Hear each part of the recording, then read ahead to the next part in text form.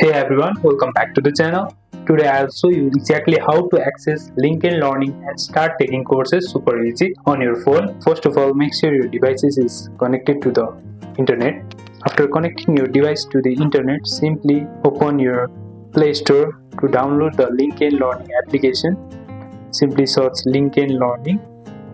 As you can see, this is the application. I have already downloaded it and you need to simply open it. After opening it, you will see this kind of interface. First of all, you need to do is sign in. If you are part of the company or school program, tap sign in with your organization and enter your email. As you can see, I have already signed in to my account. Tap up course, download for offline learning and start watching anytime.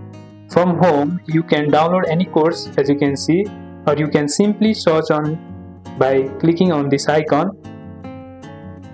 And you can simply search on which course are you looking for. Suppose I am looking for cybersecurity, simply click on it and you can see many courses are there.